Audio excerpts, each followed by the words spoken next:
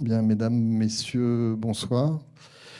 Je vous souhaite la bienvenue à ces rencontres organisées par la médiathèque du Centre culturel Chibaou. Alors, j'aurais espéré que vous soyez plus nombreux. Je vois quelques visages connus, quelques visages amis même. Et je vous remercie en tout cas d'être présents. Ce soir, nous avons le plaisir de recevoir Michel Soulard, qui se présente comme professeur de français, qu'il a été pendant de nombreuses années, et comme auteur de recherche autour de textes anciens concernant la Nouvelle-Calédonie. Où il y a une lumière là qui me gêne. Pardon, merci. Alors, le texte ancien, il connaît. Hein. Je vais même dire que c'est un staccanovis de l'étude du texte ancien. Vous avez vu peut-être devant la salle Sissia quelques échantillons issus de la médiathèque du Centre culturel, quelques textes sur lesquels il a travaillé, donc quelques personnalités, Pauline de Aranda-Fouché, Delpho, entre autres. Et il a choisi de se lancer dans un travail que, à mon sens, assez titanesque autour de Monseigneur Douard, avec l'ouvrage Une graine en terre kanak, là aussi qui est disponible devant la salle Sissia. Si j'ai bien compris, un travail de quasi 2 années, grosso modo, sur des textes inédits, puisqu'il s'agit du journal de l'évêque et de sa correspondance. Alors, ce qui est intéressant, c'est que cette conférence, j'allais dire, arrive après une autre conférence qui a eu lieu l'année dernière autour d'une autre personnalité, d'un aventurier, dans une période quasi analogue. Je fais allusion, bien entendu, à Cannibal Jack, qui avait été présenté par le passionnant et passionné Benoît Trépied. Vous avez peut-être eu la chance de voir cette conférence. Si ce n'est pas le cas, je rappelle que toutes nos conférences sont enregistrées, qu'elles sont ensuite disponibles sur le catalogue de la médiathèque en audio. Et vous avez peut-être vu ce monsieur qui a installé plusieurs appareils photo pour le filmer. Calédonia présente également sur son antenne, puis sa chaîne YouTube, la captation vidéo qui atterrit ensuite, après quelques temps, sur la chaîne YouTube du Centre culturel Chibaou. Voilà, je voudrais juste ajouter que, outre les personnes dont on a parlé, on a quand même on a voulu sortir un mémoire qui date un peu peut-être, mais sur lequel a travaillé Michel Soulard autour d'Alain Lobreau, autre personnalité dans un tout autre genre qui concerne la Nouvelle-Calédonie, pour ceux que ça intéresserait, en considérant qu'à ma connaissance, il n'y a que Le Rocher à la voile qui a fait l'objet d'une réédition de nos jours et que d'autres textes, bien entendu, sont disponibles, en particulier à la médiathèque du Centre culturel Chibaou. Voilà. Je ne vais pas être plus long, je voudrais juste rappeler qu'au terme de cette intervention, il y aura la possibilité de débattre et qu'il y aura 2 personnes qui seront à votre disposition avec un micro pour qu'on puisse vous entendre d'une part et enregistrer votre question, puisque les débats sont également enregistrés et diffusés. Voilà, merci Michel pour son intervention et merci à vous encore une fois d'être présent. À tout à l'heure pour les échanges.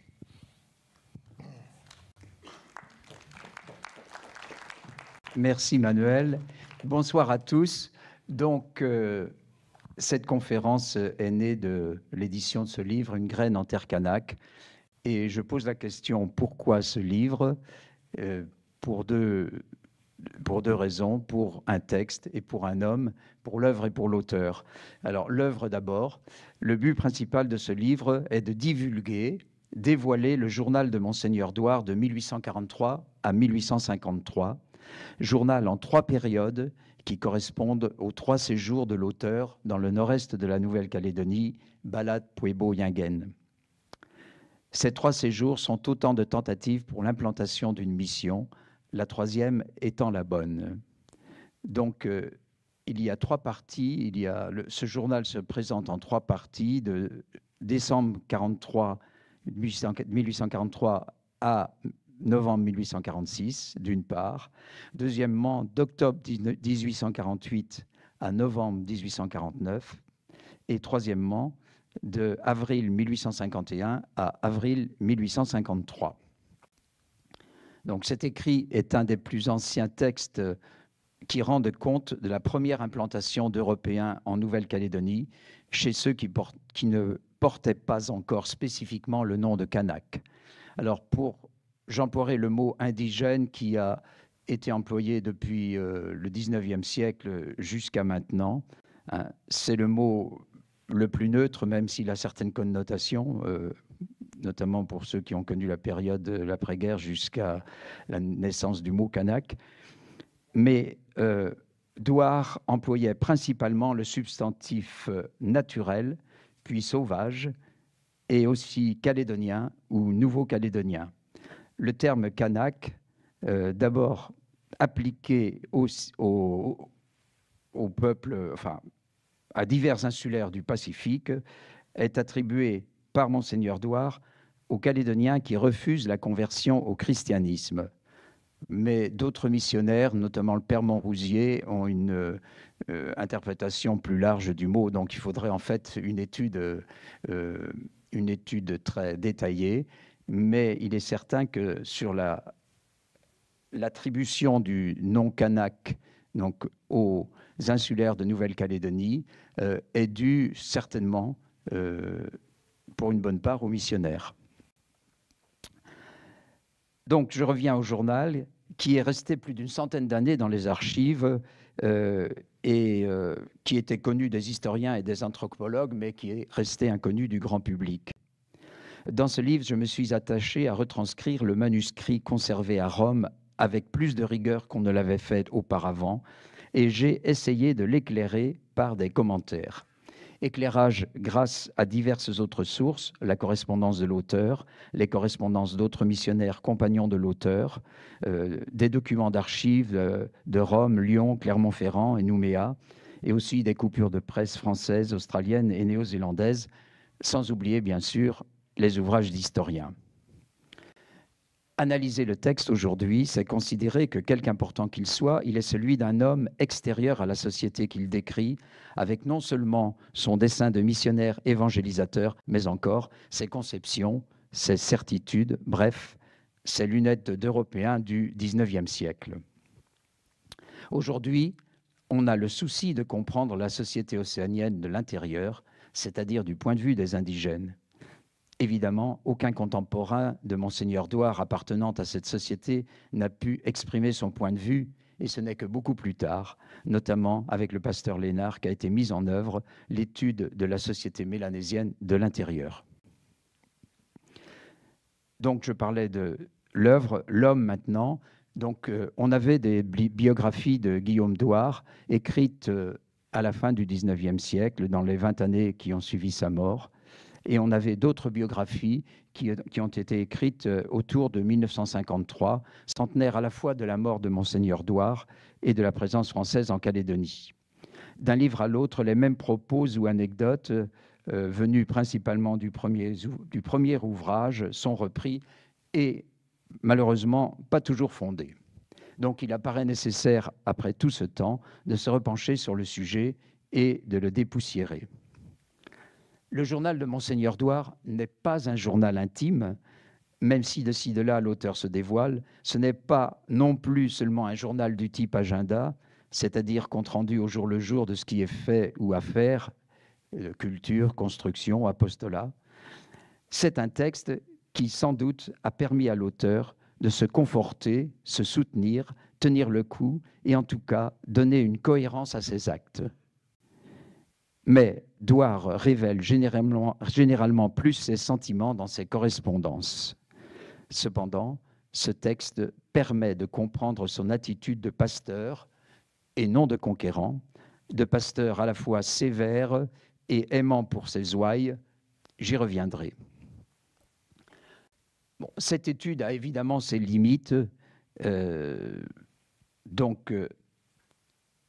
Pour interpréter ces textes, en fait, il faudrait avoir la largeur de vue d'un historien ou d'historiens, à la fois de l'histoire de France, de l'histoire du Pacifique, de l'histoire des missions, et aussi d'anthropologues. Enfin, je souhaite que ce livre soit utile à ces spécialistes. Alors, maintenant à ces écrits, autre limite, je constate certaines lacunes. Tout n'est pas dit, ou plutôt n'est pas écrit, en ce qui concerne, par exemple, les relations entre l'évêque et son supérieur à Lyon, ou encore entre l'évêque et Rome. Ou encore, autre exemple, un grand nombre d'auteurs font état de rencontres entre l'évêque et le roi Louis-Philippe avant son départ de France, et à son retour en France. Je n'ai pas trouvé la preuve de ces rencontres qui ont eu lieu ou pas. Mais les limites viennent aussi de tout ce que Monseigneur Douart ne dit pas sur la société mélanésienne. Avec ses conceptions d'Européens et son sentiment de supériorité, parfois, il voit mal ou interprète mal le mécanisme de cette société. Il reste cependant que son but est clair, l'évangélisation des nouveaux Calédoniens, comme il dit quelquefois, et dans cette optique, ses écrits font preuve, m'apparaît-il, de sincérité et de franchise.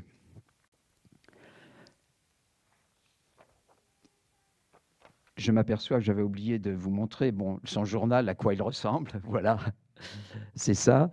Et donc maintenant, on va traiter la question et nous suivrons 2 fils pour traiter cette question.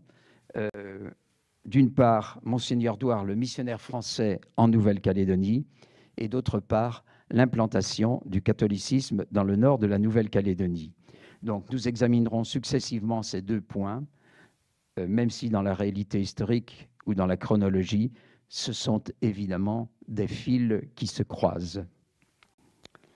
Donc tout d'abord, première partie, le missionnaire français en Nouvelle-Calédonie.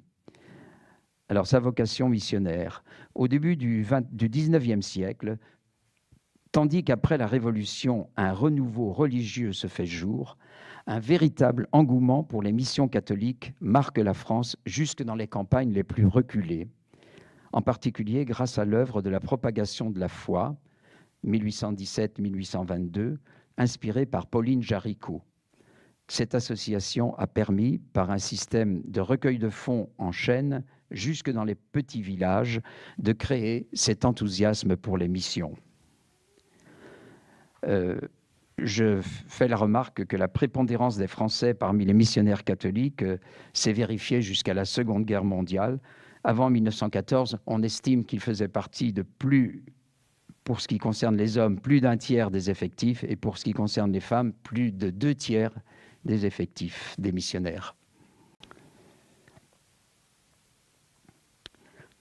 Donc, c'est dans ce contexte de renouveau religieux qu'a été fondée la Société de Marie, et plus communément appelée la Congrégation des Maristes. Elle est le résultat d'un vœu qu'avait fait en juillet 1816, au lendemain de leur ordination sacerdotale, des séminaristes, parmi lesquels Jean-Claude Collin, Marcellin Champagnat et au départ même Jean-Marie Vianney, le futur curé d'Ars. Vœu de se regrouper sous la protection de Notre-Dame de Fourvière, où serait construite 60 ans après la grande basilique. Au départ, ces prêtres veulent établir des missions dans les campagnes de France. Mais sur la demande de Rome, qui cherche à établir des missionnaires en Océanie, avec l'idée de contenir l'avancée des protestants, les maristes s'orientent vers la conversion des Océaniens. De l'Océanie dite occidentale, car déjà les pères du Sacré-Cœur de Jésus et de Marie, qu'on appelle couramment les Picpusiens ou pères de Picpus, sont présents à l'est, Hawaï, Marquise, Tahiti. En fait, à l'arrivée de Monseigneur Douart, l'immense territoire d'Océanie occidentale a été, en août 1842, divisé en 2. L'Océanie centrale, désignant Wallis et Futuna, Tonga, Fidji, Salomon, la Nouvelle-Calédonie et les Nouvelles-Hébrides, qui alors comprennent les îles Santa Cruz, c'est-à-dire Vanikoro et Tikopia. Le reste, donc, gardant le nom d'Océanie occidentale. Guillaume Douart, auvergnat, d'origine rurale, d'une famille modeste, devient prêtre en 1834. En 1838, il est curé du petit village auvergnat d'Issac-la-Tourette. C'est à cette époque, semble-t-il, qu'il s'oriente vers la mission.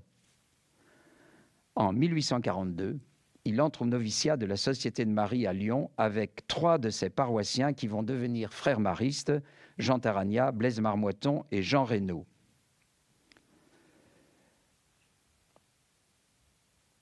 La personnalité de Guillaume Douart fait que rapidement, il est pressenti par le supérieur des maristes, le père Collin, pour devenir évêque. Je résume cette personnalité. une foi solide, de la ténacité, des qualités d'organisateur et de visionnaire, une énergie et un esprit d'entreprise. Les missions d'Océanie sont alors organisées depuis la Nouvelle-Zélande par Monseigneur Pompallier. De nombreuses îles restent sans missionnaires. C'est le cas de la Nouvelle-Calédonie qui n'a pas bonne réputation. Assez tôt, c'est cette Nouvelle-Calédonie qui est visée pour Monseigneur Douar et son équipe. Remarquons que les missions maristes ont deux têtes, Rome pour la direction administrative, institutionnelle, et Lyon pour la direction pastorale, proprement missionnaire. De ce fait, et aussi du fait de l'éloignement et de la méconnaissance du terrain pour l'une et l'autre de ces deux têtes, une grande liberté est laissée aux supérieurs des différentes missions. Ainsi, à partir du moment où Monseigneur Douar va être placé sous l'autorité de Monseigneur Bataillon, donc évêque de Wallis, il aurait pu être destiné à un autre territoire que la Nouvelle-Calédonie, si Monseigneur Bataillon l'avait décidé. À ce sujet, je note un paradoxe bien connu. Monseigneur Douar, avant d'aller en Nouvelle-Calédonie, a eu pour mission de passer à Wallis, où il a sacré évêque Monseigneur Bataillon, qui devient après son supérieur. Donc maintenant, je vais parler de l'installation à Balade. C'est bien à la Nouvelle-Calédonie qu'a destiné Monseigneur Douar avec son équipe, ainsi que cela avait été préparé en haut lieu. La question de la prise en charge du passage assuré par l'État français est posée. On est alors sous le régime du roi Louis-Philippe, conseillé officieusement par sa sœur, Madame Adélaïde. Par ailleurs, Guizot, ministre des Affaires étrangères, apparaît déjà comme véritable chef du gouvernement. Monseigneur Douar et le père Rouder interviennent par courrier auprès de Madame Adélaïde et de Guizot, comme l'atteste une lettre du père Rouder du 18 décembre 1842. Le père Rouder est un prêtre auvergnat qui a suscité la vocation missionnaire de Monseigneur Douar et qui va partir avec lui en Océanie. De ces lettres et d'autres interventions auprès de Guizot résulte le rapport au roi de l'amiral Duperré, rapport inspiré par Guizot, qui donne un avis favorable à la demande qu'a faite Monseigneur Douar de son passage gratuit avec 10 de ses missionnaires. Donc on peut lire sur l'écran les termes de ce rapport. Monseigneur Douar, évêque d'Amata, a formé le projet d'établir une mission dans les îles de la Nouvelle-Calédonie afin d'y répandre des idées religieuses, d'y faire naître des sympathies françaises, comme aussi d'y ouvrir, s'il est possible, une source de relations profitables à notre commerce. Ce petit texte éclaire d'entrée de jeu toute l'ambiguïté de la coopération entre les missionnaires et l'État français. D'une part, c'est beaucoup plus que des idées religieuses que l'évêque veut répandre, et par ailleurs, la question n'est pas pour lui de faire naître des sympathies françaises. Les objectifs attribués à l'évêque sont en réalité ceux de la France, c'est-à-dire prendre pied en Nouvelle-Calédonie. Et c'est bien ce que montrent les instructions secrètes laissées par l'amiral du Petit Thouars à Tahiti, à Julien Laferrière, qui, depuis les Marquises, conduit à bord du Bucéphale l'équipe de Monseigneur Douar en Nouvelle-Calédonie. C'est un courrier, j'ouvre les guillemets, en exécution des ordres contenus dans la dépêche confidentielle du ministre de la Marine en date du 20 janvier dernier. La liste des diverses tâches à effectuer est établie, appui à fournir aux missions et plus particulièrement à celle de Calédonie, sans oublier les 9 coups de canon pour saluer l'évêque. Mais surtout, l'intention du gouvernement français apparaît dans ces mots. Vous donnerez tous les secours possibles à Monseigneur pour faciliter son établissement au milieu des indigènes. Vous ferez tous vos efforts pour nous les rendre les plus favorables possibles par de bons procédés et surtout par des égards envers les chefs. Si vos succès auprès des chefs étaient assez grands pour qu'il vous parût possible de les amener à demander ou à reconnaître la souveraineté de Sa Majesté le roi Louis-Philippe et de son gouvernement, vous ne négligerez pas de le faire et de faire constater en même temps cette reconnaissance, ou seulement cette demande de reconnaissance, par des actes authentiques dressés en triple expédition, signés par les chefs, par vous et par messieurs les missionnaires qui seront témoins de cette transaction. Ces instructions vont être suivies par Julien Laferrière, donc de près, et il va recevoir les chefs de la région auxquels il assure la protection de la France. Douar expliquera par la suite qu'il s'est radicalement refusé à participer aux transactions et à les signer. Il a juste accepté que son compagnon, le père Viard, puisse servir d'interprète entre Julien Laferrière et les chefs indigènes. Des locaux construits en bois vert et peu solides, car ils partiront en poussière un an après, sont aménagés par les marins pour les missionnaires. Des vivres leur sont laissés et ils peuvent désormais être considérés comme gardiens de la présence française, car le pavillon tricolore est dressé sur la colline. L'évêque est mis devant le fait accompli. Plusieurs de ses correspondances attestent qu'il a toléré cette garde du drapeau français, qu'il n'aurait pas acceptée, a-t-il dit plus tard, s'il avait su qu'elle durerait si longtemps. Et il dit ça dans une lettre au père Poupinel du 30 décembre 1845. Donc, et il y a d'autres écrits de l'évêque qui souligne qu'il ne voulait pas être impliqué dans les visées de la France sur la Nouvelle-Calédonie. Il n'en reste pas moins, pour conclure ce chapitre, que les relations entre marins et maristes ont été chaleureuses dans toutes les circonstances. Donc, une année mouvementée, 45-46, il faut attendre 20 mois après le départ du Bucéphale et Julien Laferrière pour qu'accoste à nouveau un bateau français, le Rhin, commandé par Bérard, gouverneur d'Akaroa en Nouvelle-Zélande. Jusqu'à ce moment-là, les missionnaires qui, donc, n'ont pas eu de visiteurs, si ce n'est un mois et demi avant le Rhin, un bateau américain qui n'a pu leur apporter que peu de choses, se sont limités à leur installation à Balade, et c'est dont nous parlerons en deuxième partie. À partir de ce passage du Rhin, en septembre 1845, qui apporte des vivres pour un an et soutient Monseigneur Douar et son équipe, la vie va être beaucoup plus mouvementée pour l'évêque et les missionnaires. En novembre, passe sur le Marianne Watson, Monseigneur Épal et son équipe qui vont fonder une mission aux îles Salomon. Monseigneur Épal sera assassiné dès qu'il posera le pied sur l'île Isabelle. En janvier 1946, donc peu après, c'est la corvette française l'Héroïne qui passe à Balade et la tombe de Huon de Kermadec est érigée sur l'îlot Poudioué, donc tel qu'on peut la voir ici, mais malheureusement on ne voit plus cette tombe parce qu'en fait l'îlot n'existe quasiment plus et il reste juste une stèle qui émerge de l'océan. Donc, en mars 46, donc peu après, c'est le bateau de Monseigneur Bataillon, l'Étoile du Matin, qui accoste, mais n'apporte pas grande nouvelle pour les missionnaires de Balade. En avril de la même année, c'est le retour du Marianne Watson et l'annonce de la mort de Monseigneur Épal. Monseigneur Douar embarque sur ce bateau pour Sydney. Il va chercher des matériaux de construction pour la mission qui s'installe à Pueblo. Des vivres aussi, et il va organiser la visite d'un navire de guerre au Salomon pour voir un petit peu ce qui s'est passé en ce qui concerne Monseigneur Épal. Donc, il est de retour fin mai. Peu de temps encore après, un événement a lieu, c'est le naufrage bien connu du bateau de la Seine dans la passe de Pueblo. Les missionnaires secourent les 227 naufragés, les logent comme ils peuvent et les nourrissent grâce aux vivres rapportés de Sydney par Monseigneur Douar. Tous les vivres prévus pour Balade et la moitié des vivres prévus pour les missionnaires de Saint-Cristobal au Salomon.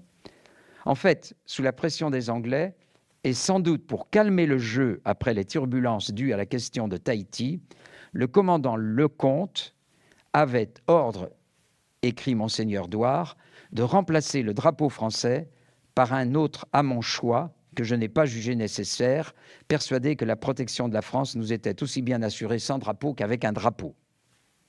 Donc, le drapeau qui flottait sur la colline donc est retiré.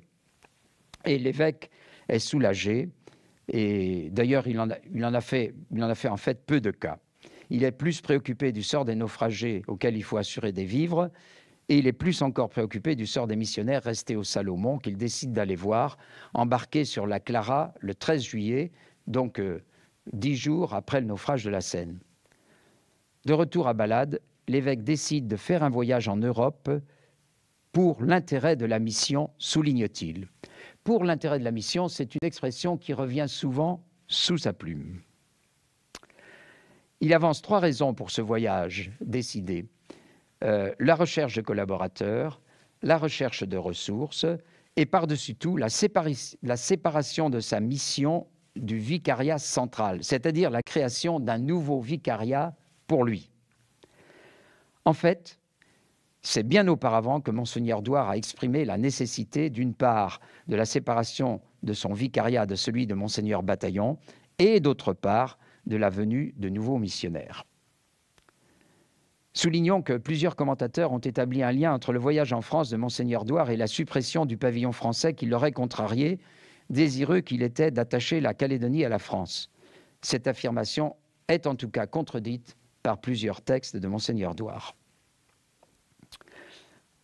Donc le voyage en France, maintenant passons au voyage en France et à Rome, et donc son retour en France. Monseigneur Douart embarque avec le dernier contingent des rescapés de la Seine à Sydney, sur le Berkshire, le 8 novembre 1846 pour Cherbourg, où il arrivera le 29 mars 1847. Curieusement, nous n'avons pas pour tous ces mois quelques nouvelles que ce soit de l'évêque. On dirait qu'il s'est enfermé dans sa cabine durant tout ce temps. Très peu d'informations aussi sur le procès qui a eu lieu à Cherbourg pour faire comparaître le capitaine Lecomte de la Seine, donc, devant le Conseil de guerre maritime, suite au naufrage. Douart déclare juste « Monsieur Lecomte, a été acquitté à l'unanimité avec compliment. Il doit une bonne chandelle aux missionnaires car son affaire prenait mauvaise tournure. » Donc, très peu de nouvelles de l'évêque durant 6 bons mois. Il a eu tout le temps de composer le mémoire qu'il va préparer pour Rome. Rome est en effet son premier objectif pour la création de son vicariat, qui en fait a déjà été décidé avant son arrivée à Rome. Parallèlement, il obtient de Lyon le recrutement de nouveaux missionnaires. Un autre de ses objectifs est d'obtenir des autorités françaises le passage pour les 2 contingents de missionnaires qu'il destine à l'Océanie.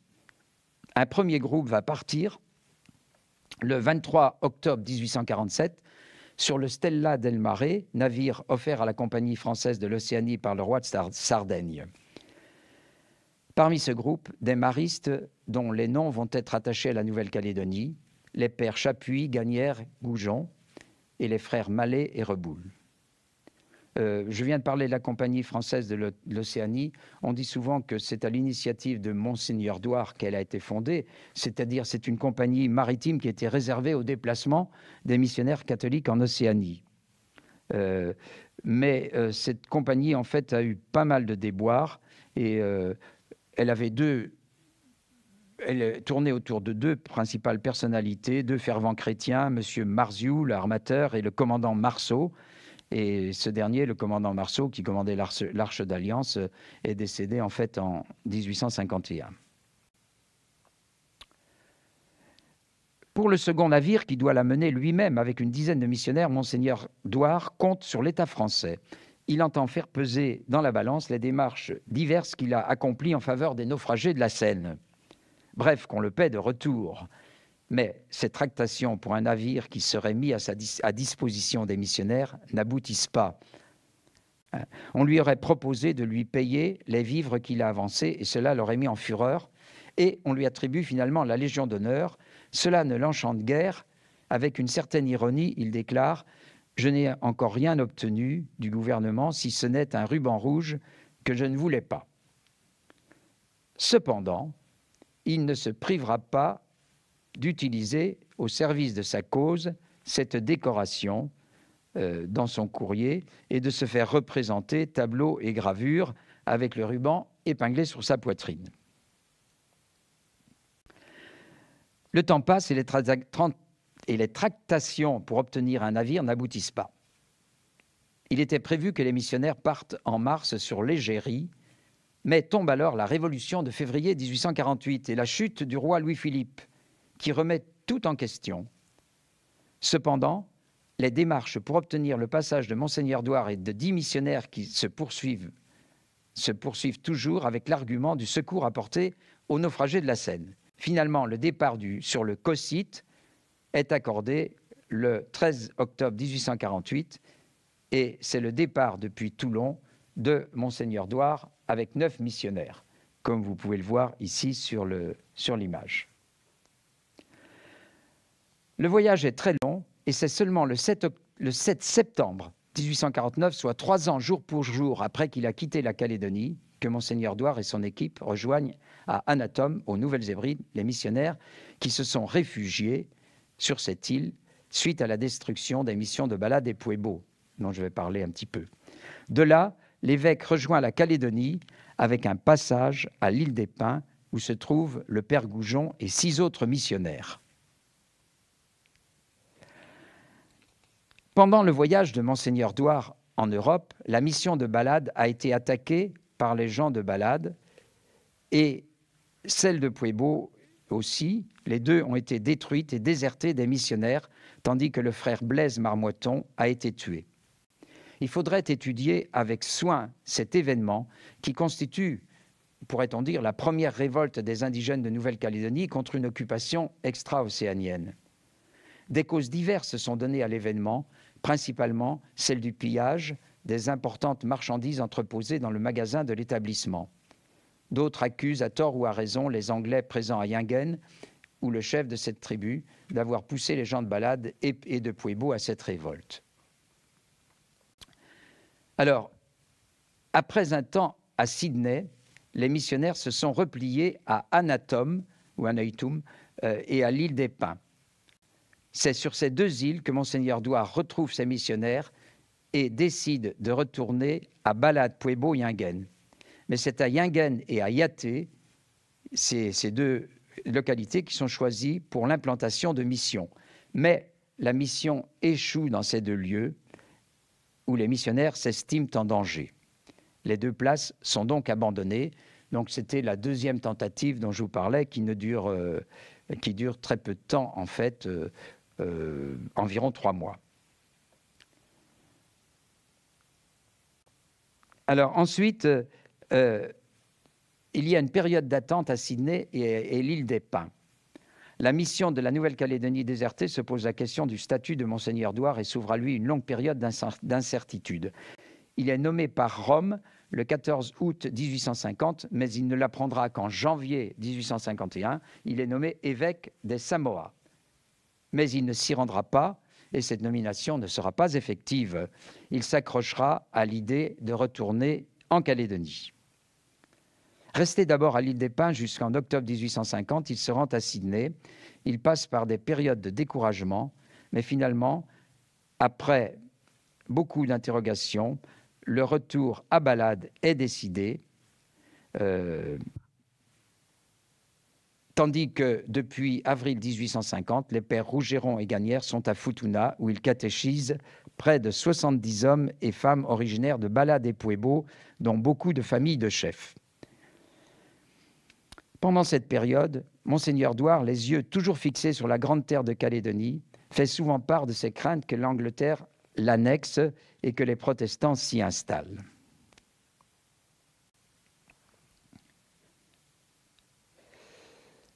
Donc, ensuite, c'est le retour à Balade, puis Pueblo, et la mort de Monseigneur Douart 2 ans après. Ces 2 années sont celles de la véritable fondation de la mission. 2 années difficiles pour l'évêque dont la santé décline. Il n'a plus l'enthousiasme des débuts, mais considère comme à ses débuts que c'est sa mission de porter l'Évangile aux Calédoniens. Il exprime parfois sa lassitude devant les conflits incessants dans la société au milieu de laquelle il vit et semble considérer, contrairement à ses débuts, qu'une occupation étrangère est non seulement inéluctable, mais peut être souhaitable. Cependant, je ne pense pas qu'il intervienne pour favoriser cette occupation étrangère, car il considère, comme au début, que ce n'est pas son rôle. Donc le 27 avril, je vais très vite, hein, mais il y a tellement de choses qu'on est obligé. Le 27 avril 1853, Monseigneur Douart meurt. Après 3 jours d'agonie, probablement il meurt de l'épidémie qui a fait alors beaucoup de victimes. 4 jours après, le 1er mai 1853, l'empereur Napoléon III confie à l'amiral Février des Pointes la mission de prise de possession de la Nouvelle-Calédonie et en vue de, je cite, « au besoin, recevoir des établissements pénitentiaires ». Donc nous allons, après tout cela, nous allons nous intéresser donc, à l'implantation du catholicisme dans le nord-est de la Nouvelle-Calédonie. Les missionnaires sont venus en Nouvelle-Calédonie parce que c'était une terre à prendre. Mais de cette terre, ils ne connaissaient rien. Ils partaient pleins d'enthousiasme pour la plupart, mais ils ne savaient pas vraiment où ils allaient, quelles conditions de vie ils allaient trouver. Alors d'abord, en premier lieu, j'ai intitulé « S'encrouter dans la matière », qui est une expression de Monseigneur Douart qui signifie que la préoccupation pendant beaucoup de temps, je dirais 2 ans, des missionnaires a été de s'installer matériellement. Alors bien sûr, il y a eu d'abord une découverte mutuelle. Et Monseigneur Douart écrit 1 mois après son débarquement à Balade, « D'après ce que j'avais entendu dire de ces sauvages, je les croyais inabordables.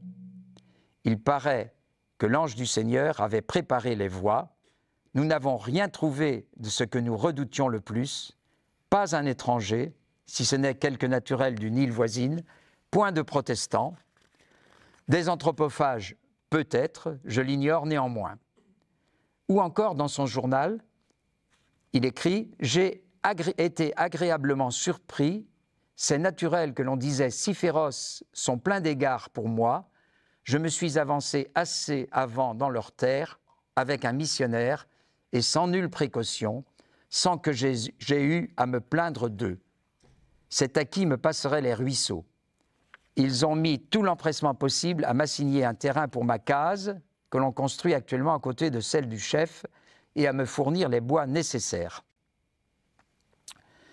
Du côté des indigènes, la curiosité est élevée. Sur le bateau, ils découvrent 1000 objets. On leur offre étoffes, papier, verre, miroir, fer, hameçon et d'autres objets auxquels ils attachent un grand prix. L'abattage des arbres pour construire une maison pour les missionnaires est pour eux un beau spectacle. Cette découverte mutuelle se déroule donc au mieux. Donc les seules critiques viennent des marins et elles viennent des vols dont sont victimes les Européens et du fait aussi que les indigènes n'ont pas mis beaucoup d'ardeur à faire la toiture de la maison qu'ont construite les marins. Ces failles préfigurent les malentendus qui se révéleront entre missionnaires et indigènes. Dans le choc de 2 cultures, l'émerveillement mutuel peut prévaloir dans un premier temps, mais il va être suivi d'incompréhension qu'entraînent des conceptions différentes.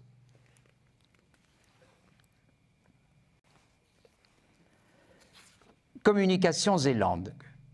C'est grâce au père Viard, venu accompagner Monseigneur Douart, qui était depuis 1841 à Wallis et avait été auparavant 2 ans en Nouvelle-Zélande. C'est grâce donc au père Viard que les missionnaires, que les visiteurs et indigènes ont pu se comprendre. Les missionnaires ont considéré que l'apprentissage de la langue locale était un préalable à l'évangélisation. Ils s'y sont donc attelés et il leur a fallu un bon moment, je dirais 2 ans, pour apprendre la langue de Balade, le Niélayou, et puis celle de Pueblo, le Tchaak. Monseigneur Douart s'estime peu doué pour cet exercice, ce n'est donc que peu à peu que la tâche apostolique sera possible. Donc ce qui compte pour les missionnaires, c'est de subsister, et une fois le bucéphale parti, laissant une provision de farine de 5 mois et promettant la venue d'un autre bateau français dans ce délai, les missionnaires sont laissés à eux-mêmes. Leur premier soin est d'assurer leur subsistance par le travail de la terre. Ils sont tous de milieu rural et habitués à ce genre de travail qu'ils entreprennent avec courage et enthousiasme. L'évêque, comme les autres, et aussi plus que les autres dans la mesure où il s'estime responsable.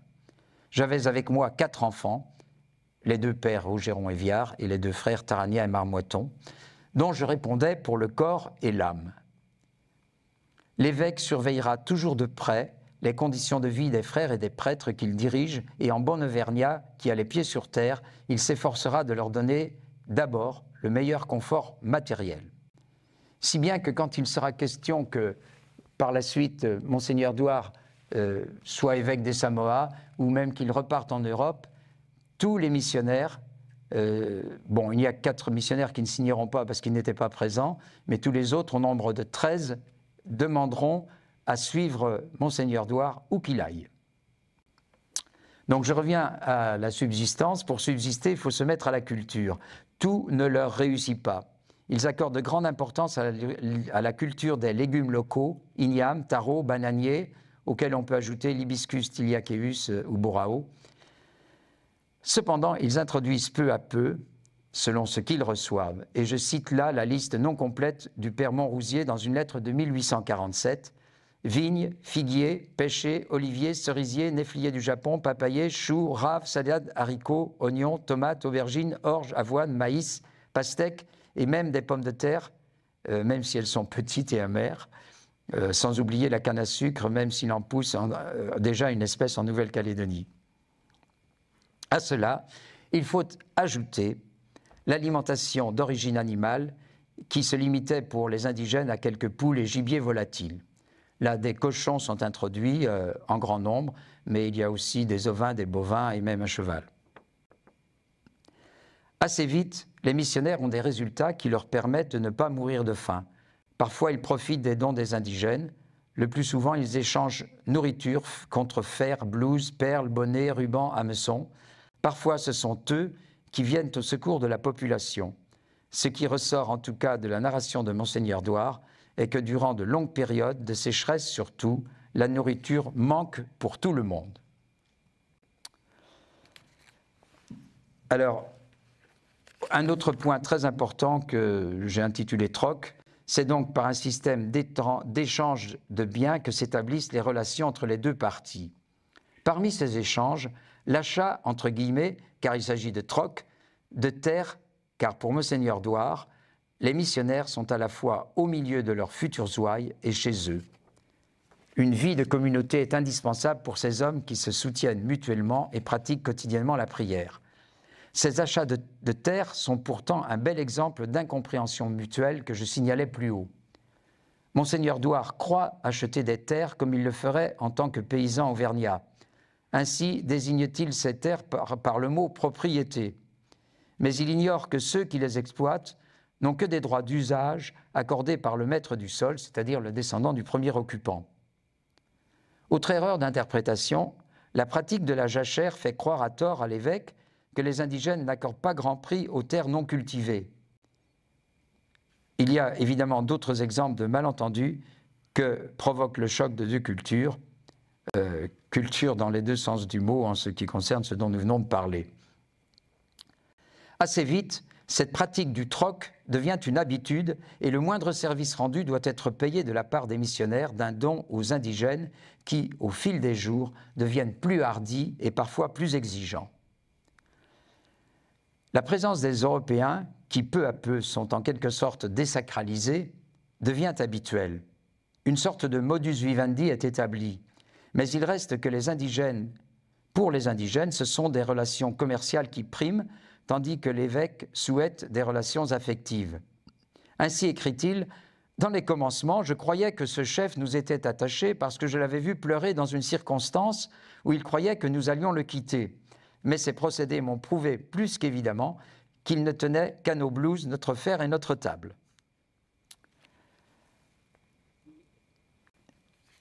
Alors maintenant, je dis quelques petits mots sur les sites de la mission, avec ici le site de Bayaou, à Balad donc, et une gravure qui, selon l'auteur de l'article de la revue dans laquelle elle est, est une esquisse de la plus grande exactitude. L'auteur, c'est Jules Besson, qui était le second de la scène. Donc, les sites de la mission. Nous avons déjà commenté l'établissement du premier site Mahamat. Avant même que le Bucéphale ne reparte en janvier 1844, Monseigneur Douart avait déjà repéré le lieu qui devait devenir l'établissement de la mission de Balade, Bayao. Beaucoup de soins ont été apportés aux constructions en pierre cette fois, et lorsque les naufragés de la Seine ont pu être accueillis dans ces lieux, cette implantation vise pour les missionnaires à entretenir leur foi par la prière et l'étude, la vie en communauté, mais c'est aussi un moyen d'attirer les indigènes et de les entraîner à leur suite. Ainsi, par exemple, c'est en fonction du goût des indigènes qu'est décorée l'église. En même temps que progresse l'apostolat, progresse donc l'installation de la mission. Nous avons maintenant un réfectoire et 2 chambres, outre notre chapelle. La demeure est tapissée de blanc, plafond, mur, autel, si ce n'est un devant d'autel rouge, une garniture sur verre et quelques rubans, tant au gradin que sur le fond de la chapelle. Mais plus généralement, on peut imaginer donc cette curiosité des indigènes pour la cuisson du pain, la forge, les pratiques de culture, bref, toutes les techniques appliquées. Ainsi, de cette manière, s'exerce-t-il ce qu'on pourrait appeler un apprivoisement en douceur. Monseigneur Douart considère, à tort sans doute, Pueblo comme la tribu la plus nombreuse et la plus redoutée de Nouvelle-Calédonie. Je dis à tort sans doute parce que quand on lit Cannibal Jacques, auquel a fait allusion Manuel tout à l'heure, on se rend compte que certaines tribus, comme celle de Gomen sur la côte ouest, étaient très très puissantes. Mais en tout cas, Monseigneur Douart donc fixe ses vues sur Pueblo, bien qu'installé d'abord à Balade. Et il décide que c'est Pueblo qui va être le siège principal de la mission, avec une église dédiée au saint auvergnat Saint-Austremoine. Et effectivement, il en sera ainsi, mais plus tard. À la première tentative et à la 3e tentative de mission, l'installation se déroule de la même façon, d'abord à Balade, puis à Pueblo. La dernière installation est beaucoup plus développée dans chacune de ces 2 missions, et les lieux de culte sont construits, par exemple à Tiari, à Diaote et à Wepulu. À tous les moments de leur présence, les missionnaires ont suscité d'abord la curiosité des indigènes et pour certains leurs adhésions. Le mode de vie centré sur le travail et la prière en a peu à peu séduit un certain nombre, au point qu'ils ont abandonné leurs coutumes. Une grande partie, plus ou moins séduits et curieux, écoutent les missionnaires mais conservent leurs coutumes. Et enfin, certains vont rejeter les missionnaires. Donc là, je signale d'autres conditions préalables à l'apostolat qui n'est pas encore commencé. Au bout de longs mois, quand les missionnaires sont installés, l'apostolat va pouvoir commencer. Un type de relation doit être établi et l'évêque émet quelquefois quelques scrupules. Les pêcheurs de biches de mer viennent faire leur affaire, tandis que nous faisons celle des naturels. J'espère bien qu'ils comprendront que nous les aimons. Pendant 8 jours, nous leur avons fourni largement à manger à une centaine de retraitants. Sans cela, quelle que fût leur bonne volonté, ils n'eussent pu se réunir pour les instructions, car la faim chasse le loup du bois. Le vin, ils ont planté la tige de taro qu'ils avaient mangée. Bien entendu que pour ce travail, je les ai payés et nourris, ne voulant pas qu'ils puissent croire que nous leur avons la plus petite obligation, afin que plus tard, nos adversaires, s'il en vient, ne puissent pas dire que nous nous sommes engraissés aux dépens des naturels. Et là, je dois dire que Monseigneur Douart était très clairvoyant, parce que les critiques en ce sens, par la suite, n'ont pas manqué, pour ceux qui connaissent les œuvres d'Amouroux et Place, ou bien l'œuvre de Boé. Autre sujet, la violence. Le même scrupule apparaît chez l'évêque quand un vol ou une action violente contre les missionnaires se produit. Le frère Jean a eu quelques gestes vifs à l'aide d'un bâton qu'il tenait en main, et Monseigneur Douart, qui se refuse de tels gestes, en a minimisé la portée. Pour lui, la violence est rédhibitoire. De même, par la suite, les missionnaires n'approuveront pas les représailles qu'infligent parfois les marins aux indigènes qui les ont attaqués. Ce principe de non-violence ne sera pas toujours appliqué après Monseigneur Douart, mais avec lui, il est primordial et donc il le souligne très souvent. Autre point de vue qui paraîtra constant dans cette période, la liberté. En tout cas, selon la conception de Monseigneur Douart, la liberté laissée aux indigènes d'adhérer ou non à la religion. Cela tient dans cette formule de son journal, « La religion que nous prêchons est une religion libre et d'amour ».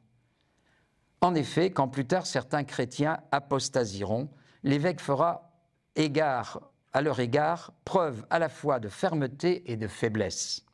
Fermeté dans la mesure où il jugera certains actes incompatibles avec le christianisme et souplesse dans la mesure où le retour au bercail sera en même temps encouragé.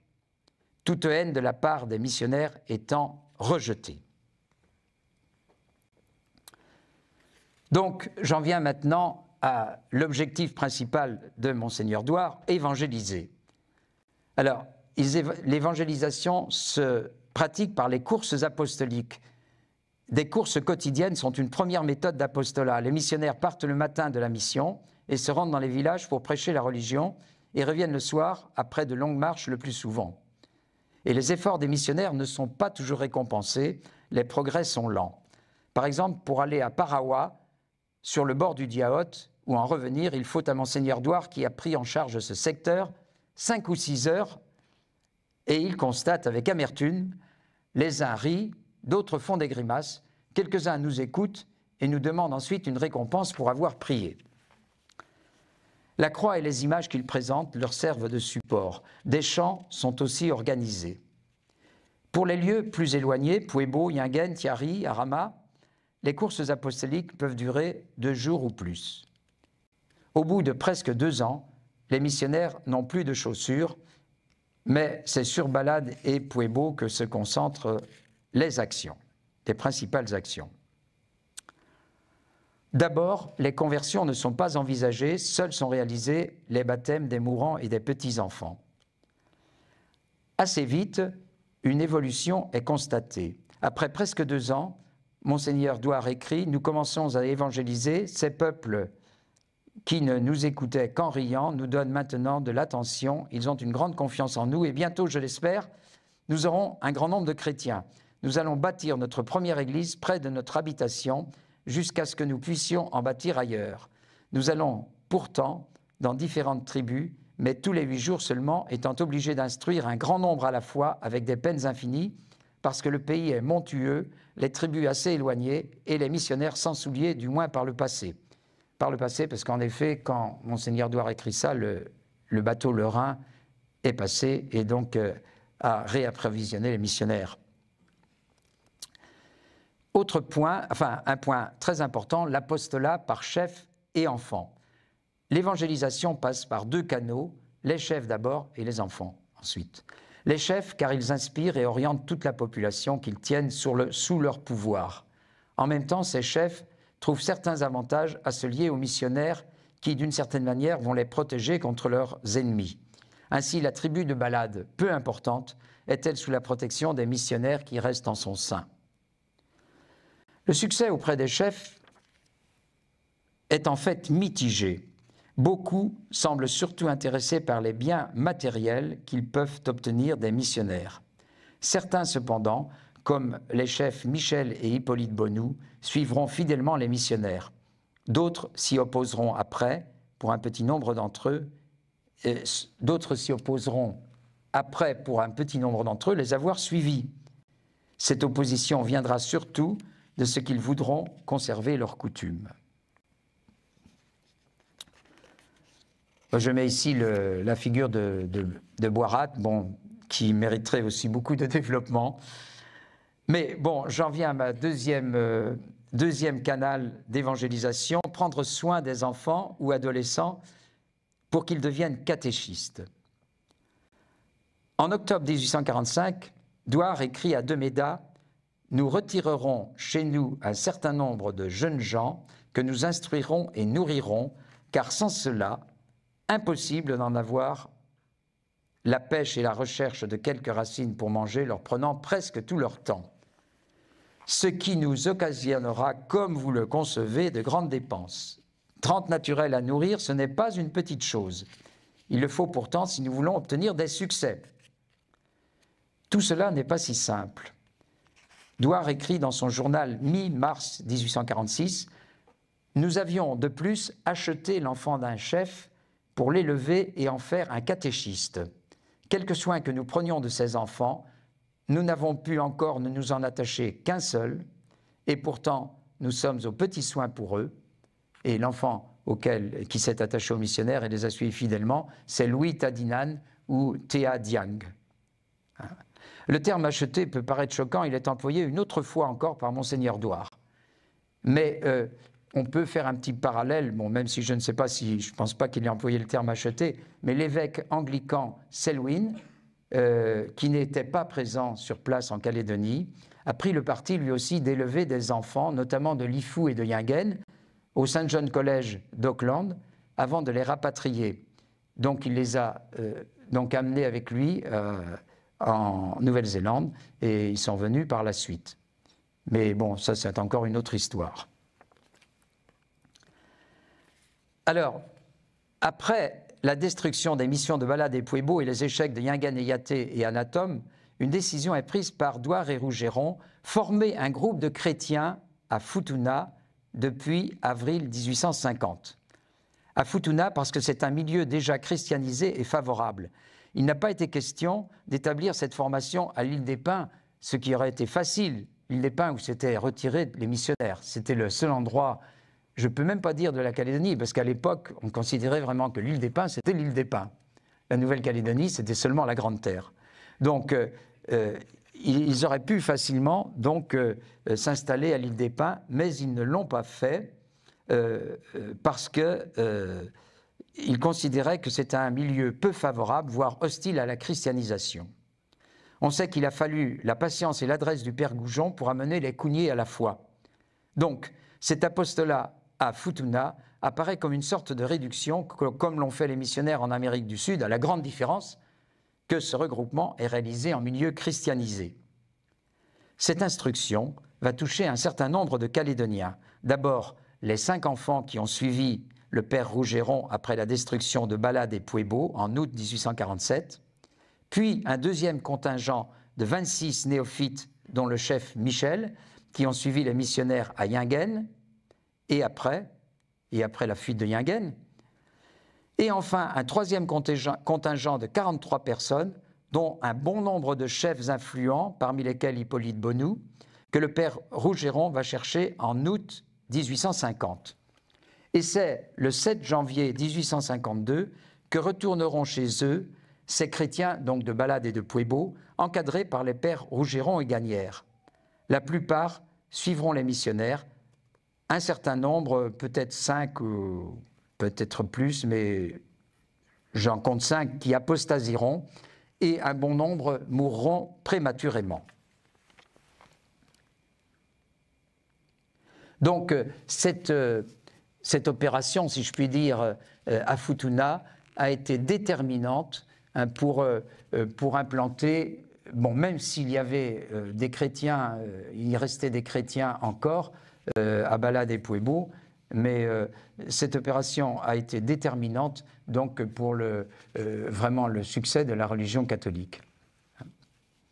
Alors maintenant, je parle des obstacles à l'évangélisation. Alors, le premier obstacle externe, c'est l'éloignement de la Nouvelle-Calédonie et l'absence de communication entre les missionnaires du Pacifique et avec Rome et Lyon. Les communications se font par écrit et il faut jusqu'à 2 ans pour attendre la réponse à une question posée. Il en résulte que les missionnaires sont laissés à eux-mêmes. De plus, l'entente est difficile entre Monseigneur Bataillon et Monseigneur Douar, qui s'estiment délaissés du premier. Douar écrit en octobre 1845 « Il n'était pas nécessaire que je sois évêque pour cela. Si dans 1 an vous n'avez pas eu la bonté de me tirer d'une position aussi faussée, j'irai vous voir pour être employé à d'autres tâches. » C'est d'ailleurs pour cette raison que Monseigneur Douart décide fin 1846 de se rendre en Europe, alors que 6 mois après ce retour en Europe, les destructions des missions de Balade et Pueblo ont lieu. Alors on peut se poser la question de savoir si ces destructions auraient eu lieu si Monseigneur Douart était resté. On peut se poser la question dans la mesure où il avait quand même une aura de chef. Et d'ailleurs, on l'appelait épiscopo. Mais les obstacles principaux sont internes. Un premier, que j'ai déjà qualifié de malentendu, est le hiatus entre ce que les missionnaires veulent apporter aux indigènes et ce que la plupart de ces derniers espèrent recevoir.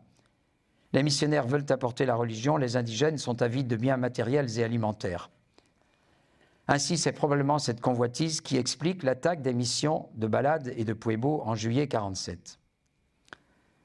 Autre obstacle qui peut être aussi une cause de cette révolte, les maladies ou épidémies créées par la présence des Européens et contre lesquelles les indigènes ne sont pas immunisés. Ces maladies, à diverses périodes de la présence des missionnaires, et particulièrement au moment de la mort de Monseigneur Douart, touchent beaucoup de gens, et particulièrement ceux qui sont convertis.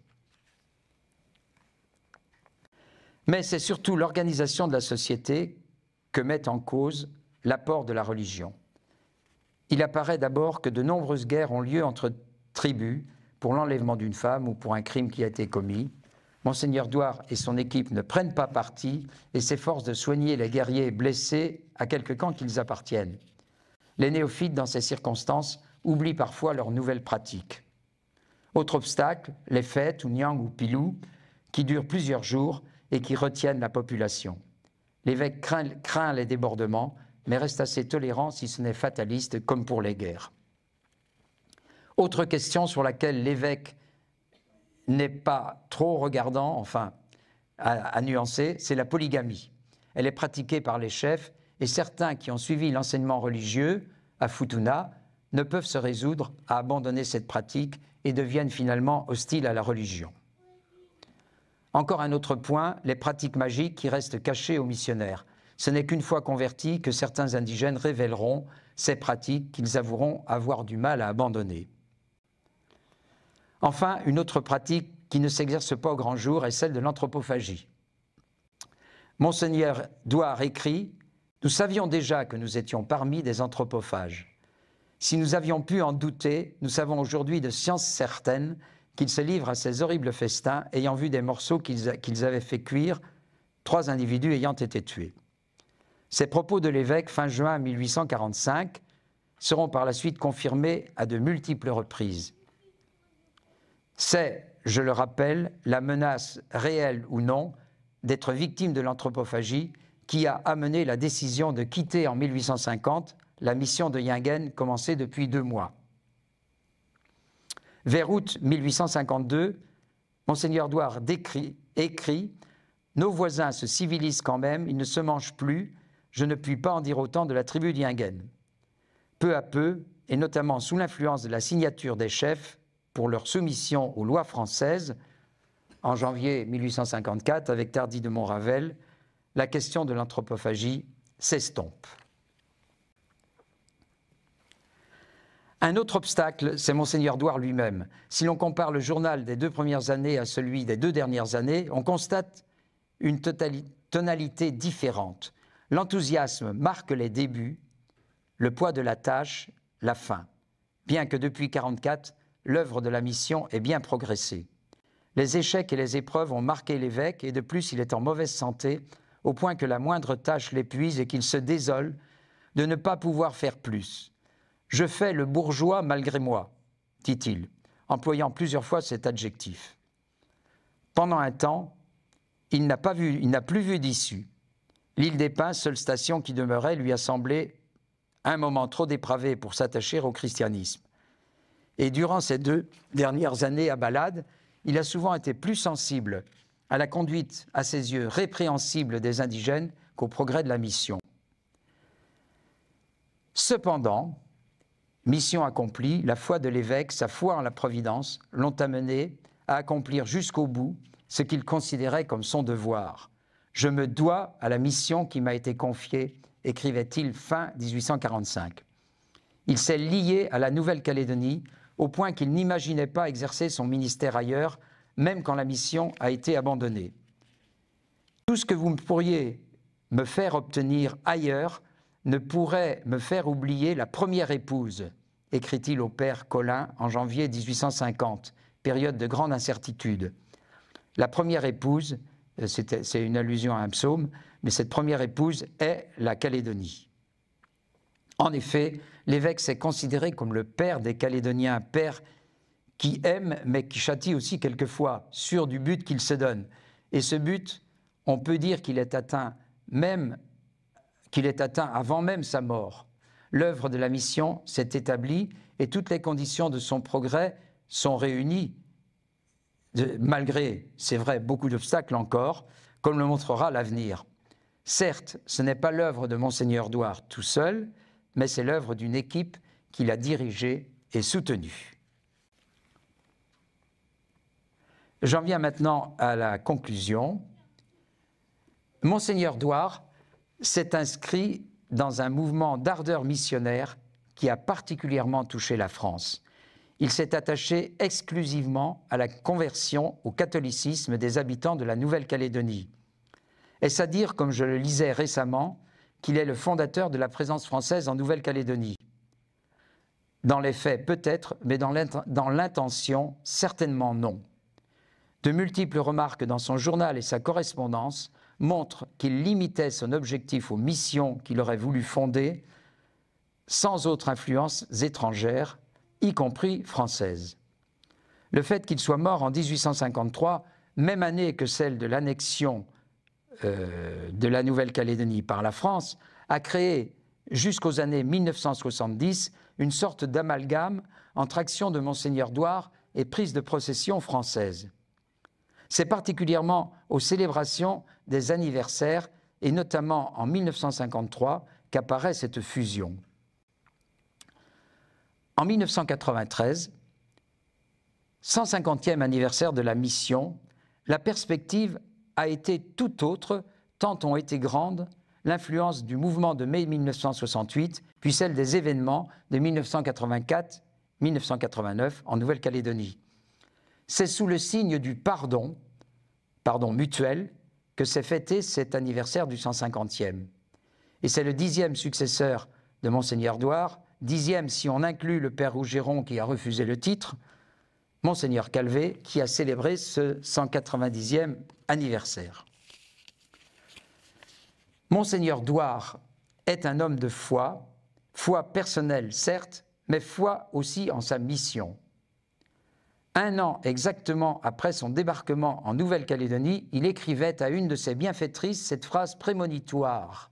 « Nous aurons, nous, les épines, nous sèmerons avec peine et d'autres récolteront. » Les épines n'ont pas manqué en effet, mais la persévérance, le témoignage et l'action des missionnaires ont fini par toucher les cœurs. Monseigneur Douart a été certes l'initiateur, mais c'est l'ensemble de la communauté des missionnaires qui a agi, je dirais, si l'on considère ces 10 années, avec ferveur et une certaine douceur. Et particulièrement le père Rougeron, qui est resté à l'œuvre encore 50 ans après la mort de Monseigneur Douart. Voilà.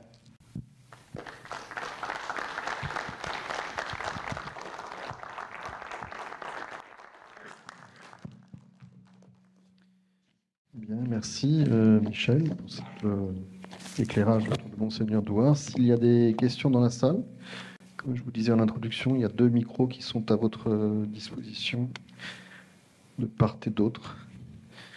Alors, je sais que la première question est toujours la plus difficile à poser, mais ne soyez pas timide. Ah, Christiane Terrier.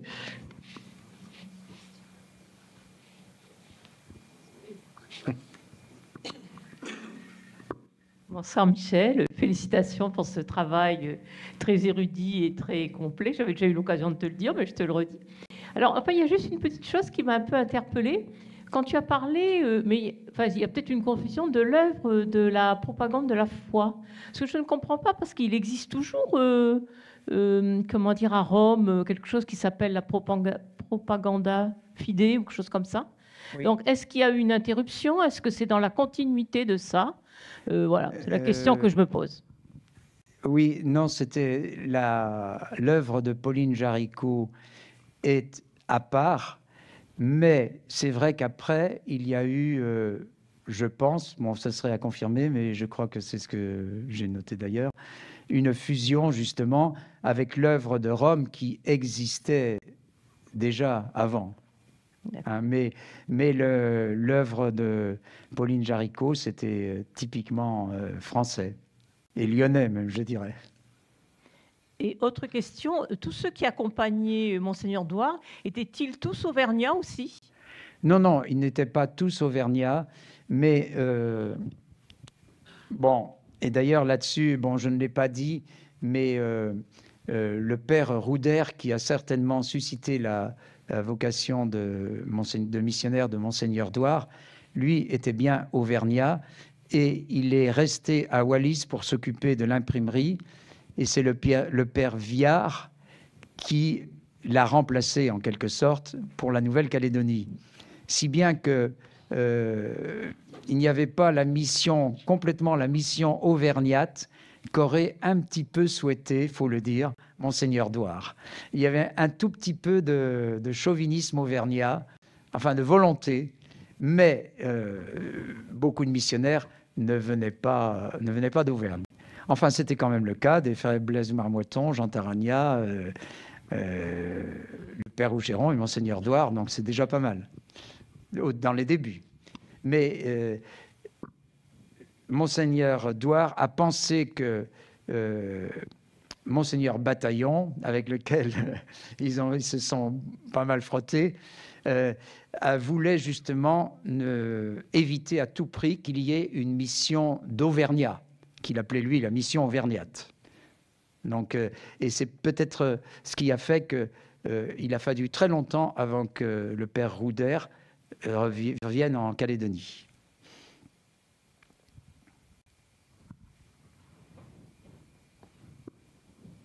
Y a-t-il une autre question?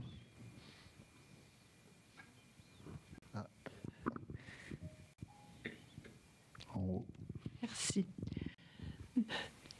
Tu as vécu, on peut dire, avec Monseigneur Douard tout le temps de la fabrication de ce livre. Et la question que je pose est personnelle, si je puis dire.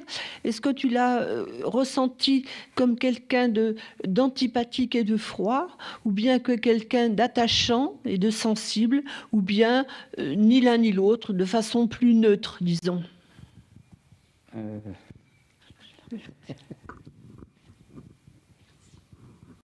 Un petit peu difficile cette question parce que d'un côté, bon, ce que je n'ai pas dit, bon, c'est un jeune homme quand même de 33 ans qui est arrivé comme évêque en Nouvelle-Calédonie. C'est pas du tout la figure qu'on se donne de l'évêque généralement, plus âgé et plus assis.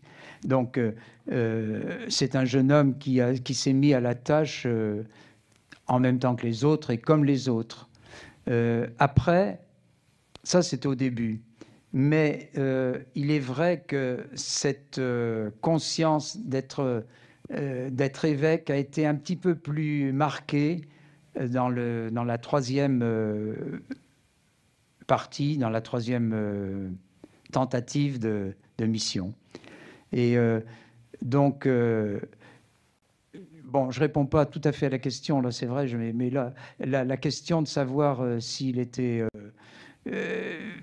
j'ai répondu comme ça, parce que dans la troisième partie, il avait quand même un petit peu plus de recul, je dirais. Un petit peu plus de recul, et il semblait moins familier, mais il avait quand même toujours les mêmes objectifs et la même affection pour le peuple indigène.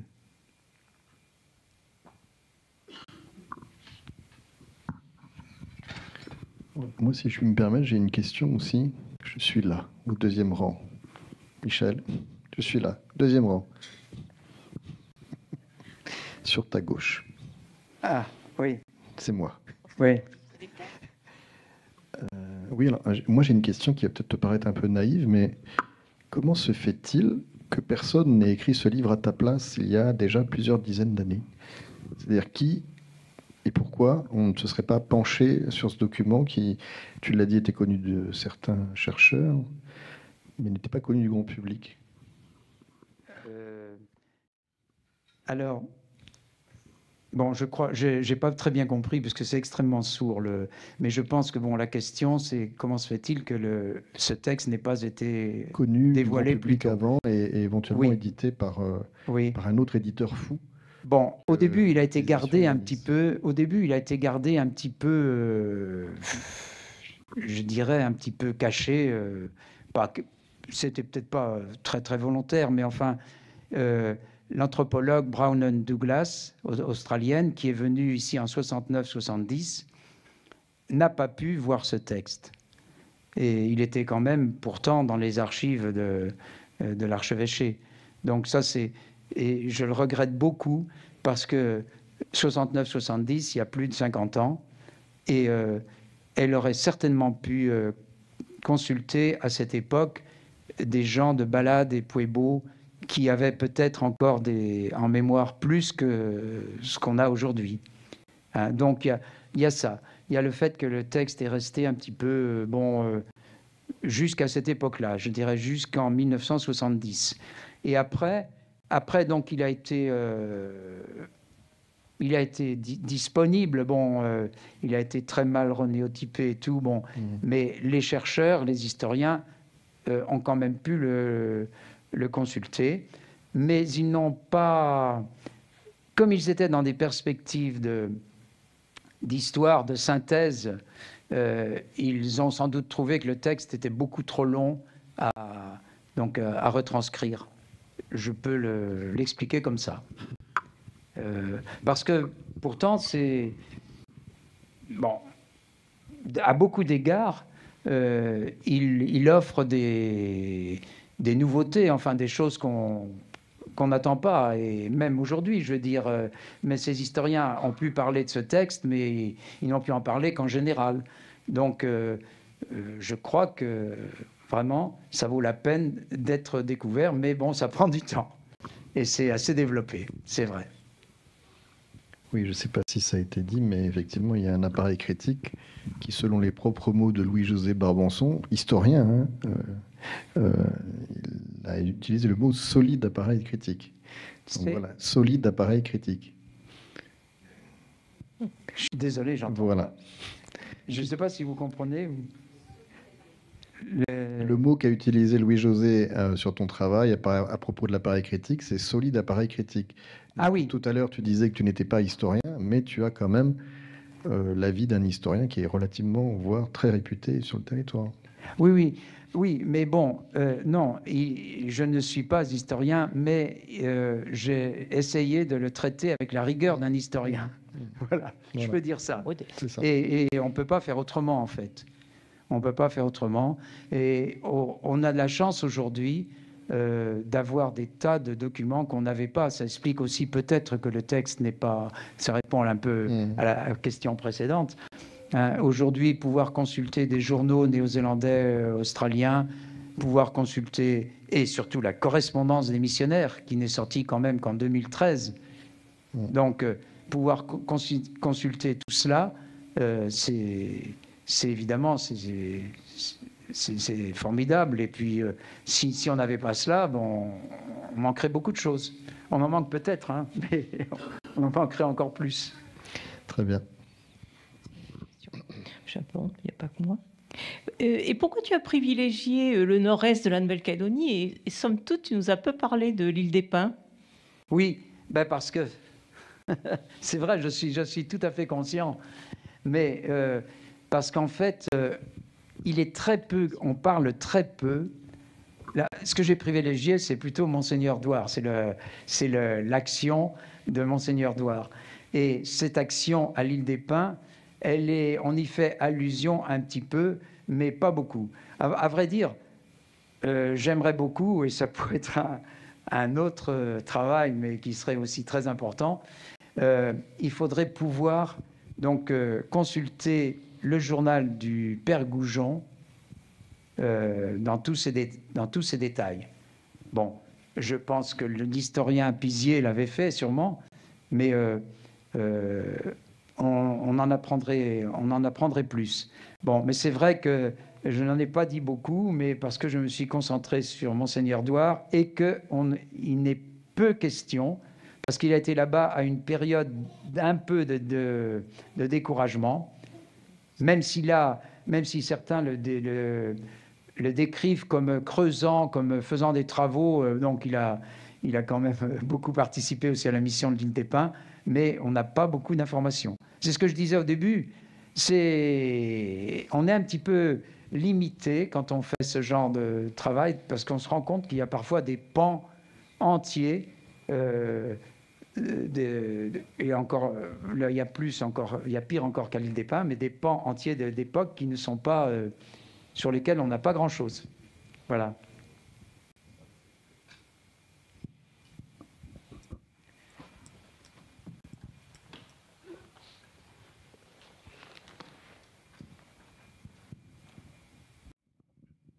Oui, merci pour l'exposé et pour le fait d'avoir exhumé ce texte. Je pense que c'est important.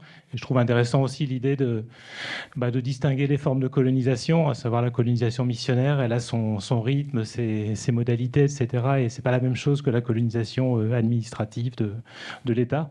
Oui. Et j'avais deux questions, en fait. D'une part, est-ce qu'il y a des annotations dans le carnet de l'évêque Douar de l'État de déstructuration ou l'impact des épidémies sur la société kanak telle qu'il la découvre en quelque sorte, et pendant une durée assez longue en plus, donc c'est intéressant pour cette raison-là. Et puis d'autre part, à quel point les épidémies, les maladies sont utilisées aussi dans la transaction religieuse, c'est-à-dire comme argument, l'argument de vente en quelque sorte du catholicisme, de la conversion face aux religions locales, c'est-à-dire la protection en quelque sorte, parce que la religion c'est ce qui est vendu sur le marché des biens religieux, c'est entre autres des questions de protection, et le fait que les maladies soient présentes de façon très forte, est-ce qu'elles sont un argument en quelque sorte dans les transactions religieuses? Oui, je suis désolé, hein, j'ai pas tout bien compris, mais bon, c'est au sujet des épidémies. Bon, il faudrait reprendre les textes et puis noter un peu plus systématiquement à chaque fois qu'il en est question. Bon, il en est question surtout au moment où justement Monseigneur Douar va mourir, parce que là, il y a, bon, par exemple, à un moment donné, les questions de 47 personnes qui meurent à Pueblo, et les 10 dernières pages du journal de Monseigneur Douar, le mot qui revient le plus souvent, c'est le mot mort. Et d'ailleurs, c'est aussi le dernier mot qu'il a écrit. Donc là, c'est vraiment très important. Alors là-dessus, il y a eu évidemment, je ne sais pas si c'est la question que vous posiez, mais bon, il y a eu un certain lien qui a été fait entre ces maladies et la présence des missionnaires, d'autant plus que les chrétiens semblaient plus atteints par l'épidémie que les autres. Et alors, il en est résulté donc une méfiance de la part des indigènes, mais pas un rejet très fort. Si vous voulez, il ne venait pas vers les missionnaires, mais il n'interdisait pas que les missionnaires aillent vers eux malgré ces épidémies. C'est ce que je me souviens de plusieurs notations dans ce sens. Mais bon, après, il faudrait voir, là je vous parle surtout de l'époque donc de 1853, donc début 1853. Mais il y a d'autres épidémies et il faudrait étudier toute la période qui concerne donc qui précède les événements de Balad Pueblo, la destruction des missions, parce que là aussi on en a parlé, mais ces événements mériteraient à eux seuls, donc englobant cette partie, ces épidémies notamment, ils mériteraient à eux seuls une étude très très détaillée et qui serait possible parce que beaucoup de gens en ont parlé, que ce soit des marins ou des missionnaires. Mais je suis désolé de ne pas être plus précis. Je ne vois pas trop comment l'être, mais il est certain que les épidémies ont existé et ont entravé la vie des indigènes et même la vie des missionnaires, si on considère que Monseigneur Douar est mort de cette épidémie.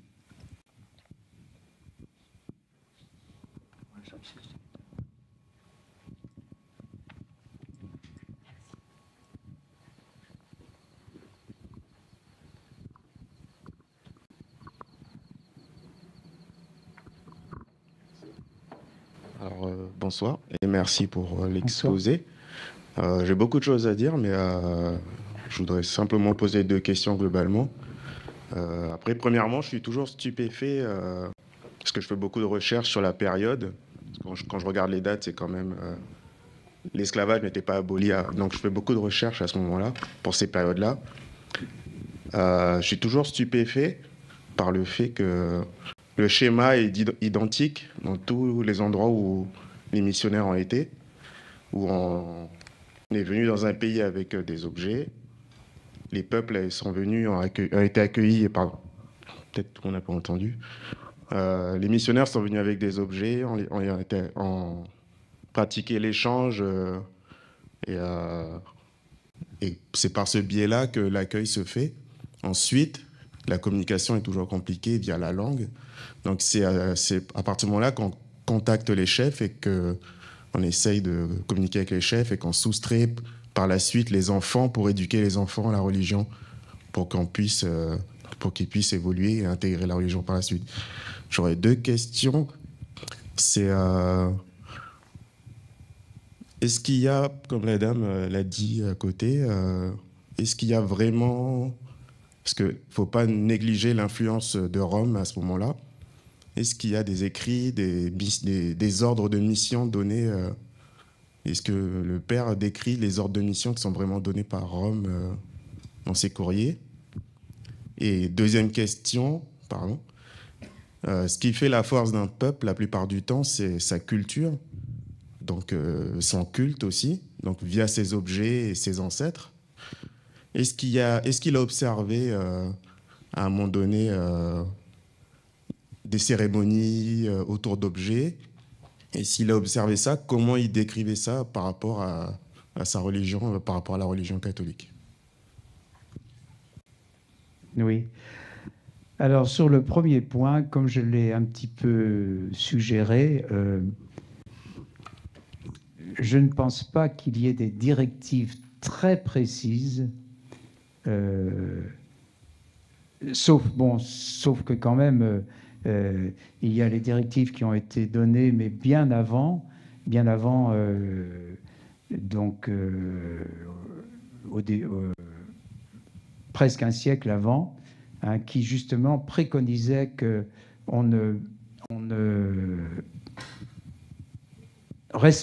respecte les coutumes des peuples chez lesquels on allait et qu'on ne condamne que ce qui était vraiment pas acceptable, comme je l'ai dit par exemple, enfin pas acceptable du point de vue bien sûr des Européens, c'est-à-dire, je l'ai signalé, la polygamie, l'anthropophagie et ces choses-là. Voilà. Donc, mais comme il y avait un éloignement assez important, qu'il y avait une méconnaissance du sujet, en fait, parce que les missionnaires ont été envoyés, que ce soit par Lyon ou par Rome, dans des contrées qui restaient inconnues. Donc, à part ces directives générales qui étaient déjà données par Rome, je ne sais plus la date exacte, mais bon, je l'ai noté dans mon livre, je ne vois pas d'autres directives. Voilà. Alors la deuxième question, c'était, rappelez-moi. La deuxième question, c'était comme toutes les colonies, oui. C'était sur le culte. Oui. Souvent, on a soustrait des objets, brûlé des objets, qui faisaient le culte des personnes qui étaient sur place. Oui. Donc, s'il a observé déjà des cérémonies et comment il le percevait?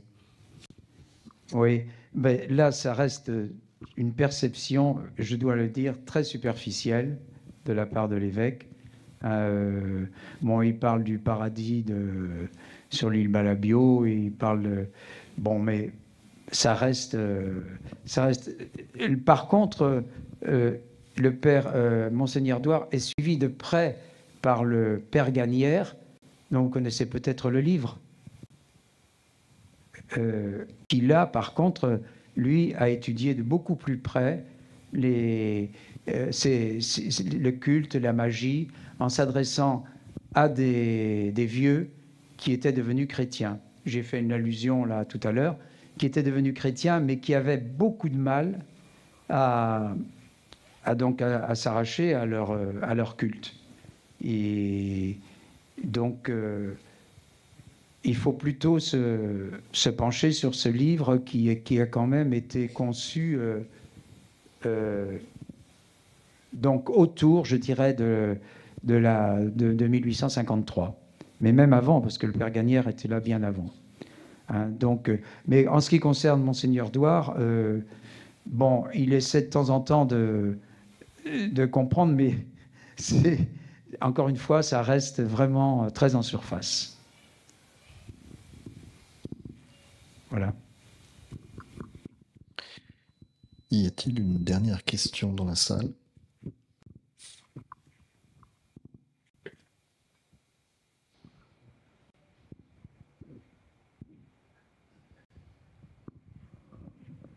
Bien, écoutez, dans ce cas, je vais renouveler mes remerciements à Michel Soulin. Je voulais juste signaler, on a aperçu quelques photographies, dont certaines étaient tirées d'un ouvrage que j'aime beaucoup, qui est l'ouvrage de Serge Cacou, Découverte photographique de Nouvelle-Calédonie. Ça, c'est un livre que je vous conseille vivement pour des photographies anciennes, et en particulier celle que vous avez vue, enfin une de celles que vous avez vues, du père Chapuis, si j'ai bonne mémoire. Voilà. Je voulais juste préciser aussi que la prochaine opération, la prochaine soirée qui sera organisée ici dans cette salle par la médiathèque, c'est une projection. Donc ce sera un film néo-zélandais, donc vous avez peut-être vu l'affiche en entrant dans la salle. Il s'agit du film Cousins, qui sera projeté le 10 août. Donc vous êtes évidemment les bienvenus. Merci à tous. Merci.